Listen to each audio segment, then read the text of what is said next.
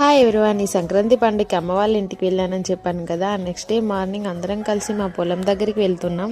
చాలా రోజులు అవుతుంది కదా అని ఇక మా అమ్మ అందరం కలిసి పోదామా అని అంది. అందుకే అందరం కలిసి వచ్చాము. మా పిల్లలు అయితే ఫుల్ ఆడుకున్నారు. వాళ్ళైతే ఎక్కడ ఆగబడిన అస్సలు ఆగలేదు. ఈ కాయలు చూసారా, చిన్నప్పుడు వీటితోనైతే నేను ఫుల్ ఆడుకునేదాన్ని.